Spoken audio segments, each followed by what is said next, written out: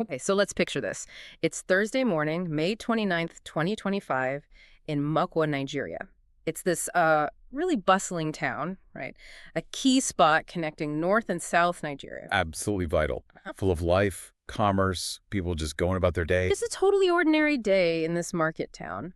And then almost in an instant, everything changed. And that sudden shift from completely normal to just absolute disaster, that's what we're really digging into today. We're looking closely at the floods in Mokwa, specifically Thursday the 29th, and what became clear by Friday the 30th. Right. And what we want to do is walk you through what we've been able to piece together from, the reports, the footage, what happened, how bad it got, and maybe the toughest part, why. Why does this keep happening? Exactly. We've gathered the key facts, the insights. But first, you really need to get a sense of Mokwa itself. It's not just a name on a map. No, it's a hub, a real crossroads for trade for people.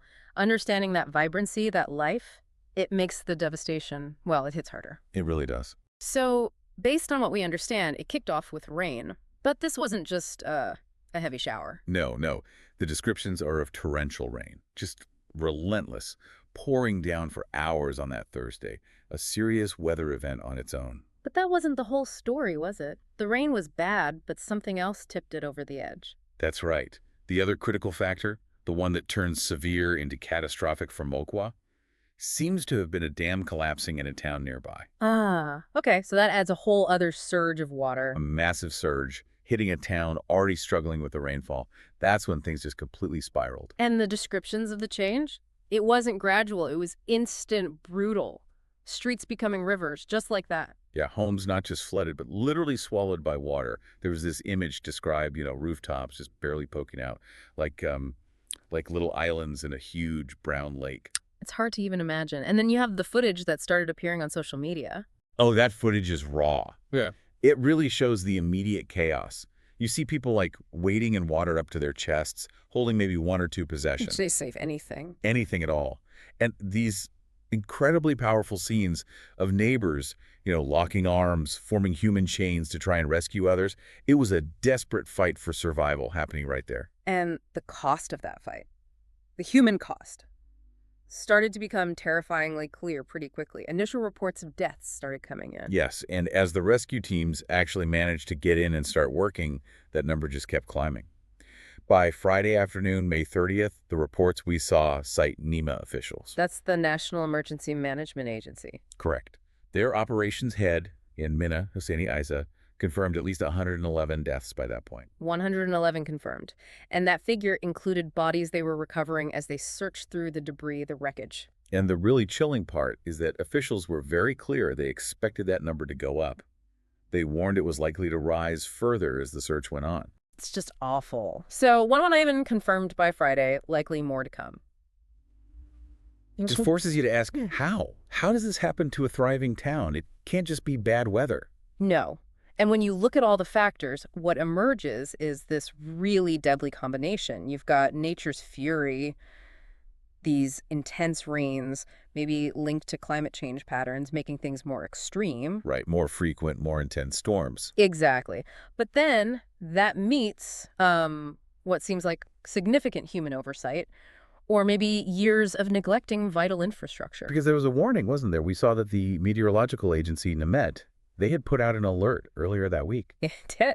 Between Wednesday and Friday, they warned about potential flash floods. Niger State, where Mokwa is, was specifically mentioned, so the alarm was sounded. But a warning isn't a flood barrier. Precisely. And you hear that echoed by local officials on the ground, like the chairman of the Mokwa local government, Jibril Maregi. He talked about the need for proper waterways, called it a long overdue climate resilience project. So the feeling locally was that better infrastructure could have lessened the blow. Very much so. The perspective seems clear. The lack of adequate drainage, maybe flood defenses, played a huge role in just how bad things got. And that dam collapse, dams don't just fall down because it rains hard, usually. Well, exactly. That points towards deeper problems, doesn't it? It suggests potential long-term neglect, lack of maintenance, serious underlying issues with that structure itself. Which fits into a broader picture for Nigeria, right? These seasonal floods, especially along big rivers like the Niger, they're almost predictable. They are predictable to an extent. Mokwa's vulnerability, sitting right there on the Niger River, wasn't exactly a secret. So this event, while horrific, sadly fits into a known recurring pattern of risk. And it is a pattern. When you look back, Mokwa isn't some freak, isolated incident. This is part of a much larger and frankly tragic history in Nigeria. Oh, definitely. We saw references to what happened in Maiduguri in the Northeast just last September. Similar story.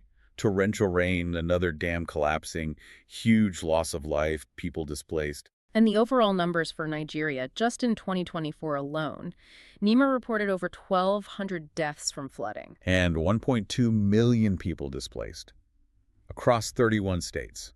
It's staggering.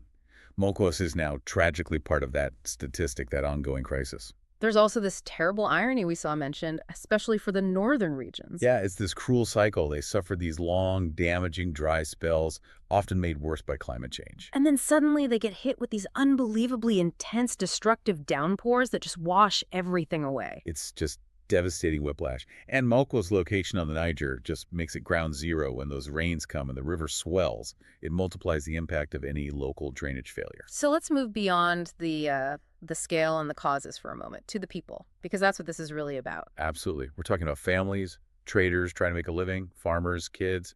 Their entire lives just turned upside down in hours. And amidst all that chaos and loss, you get these incredible stories of resilience, things that just stick with you. They really do. Like the mention of the man seen wading through that deep water, somehow carrying a mattress. Just holding on to something, you know? Or that human chain we talked about, neighbors linking arms to save an elderly woman. Incredible courage. There were even accounts, brief mentions, of a farmer already thinking about how to replant, or a shopkeeper saving children nearby before even thinking about his own stock. It shows this amazing spirit. They're not just victims, they're survivors, fighting back in the moment. Exactly. But the economic blow, especially to Mokwa's market, is just immense. Right, because that market isn't just local, is it? No, it's a crucial link. It connects farmers in the north with traders and markets in the south. So when that's destroyed, the ripple effects on food supply, on prices, are felt far beyond Mokwa itself. So in the immediate aftermath, what was the response like on the ground? Rescue efforts were underway. Yes, teams were deployed, working around the clock, trying to find survivors, recover the deceased, but the scale of it was just overwhelming. Resources were clearly stretched incredibly thin. And for those who survived but lost everything, the immediate needs must have been huge. Basic survival stuff. Shelter, food, clean drinking water. That becomes the absolute priority. And the water itself, that flood water, is dangerous. Right? Hugely dangerous. Contamination is a massive risk after floods like this. Local water sources get compromised, and the threat of waterborne diseases like cholera becomes very, very real. It's a secondary crisis waiting to happen. Okay, so zooming out again, this Mokwa tragedy, it feels like such a stark example of bigger issues colliding. It really is. You see global climate change, more extreme weather, hitting head-on with local vulnerability. Yep. And in Nigeria, like many places, that vulnerability is deeply tied to development challenges. And the biggest vulnerability that keeps coming up in the material we looked at is infrastructure, or the lack of it. Yes.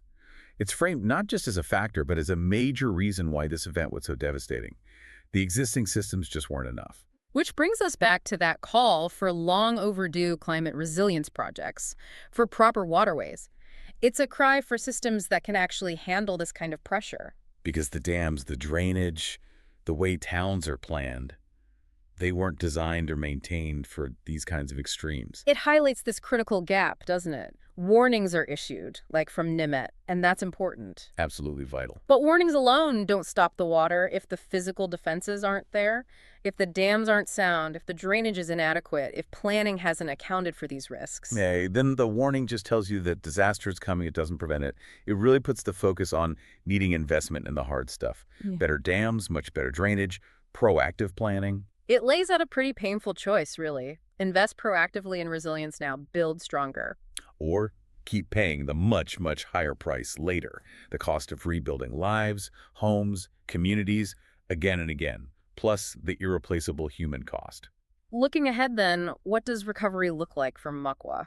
It's going to be a long road. Immense.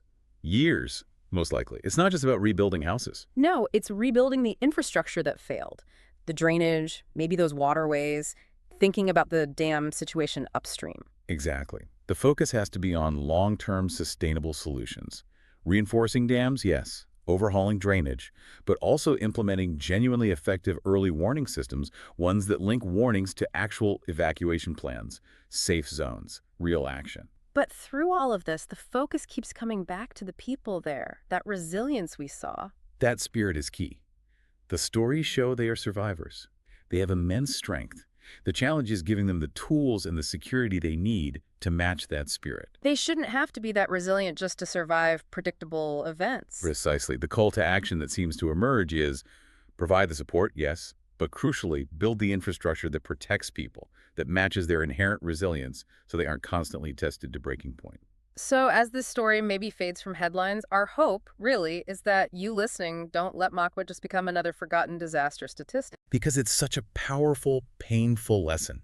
It shows how climate change, infrastructure, and human lives are all completely interconnected. This isn't just Nigeria's problem. It reflects global challenges. And there are ways to stay engaged, supporting relief efforts, sure, but also keeping the pressure on, raising awareness about these underlying issues, holding leaders accountable for making those long-term investments. Which leaves us, perhaps, with a final thought to mull over. We know these extreme events are increasing, so how do we, as a global community, shift our mindset? How do we move from just reacting after the floodwaters hit to genuinely proactively building resilience before the next storm gathers, before the next dam is stressed? That feels like the critical question Mokwa leaves us with.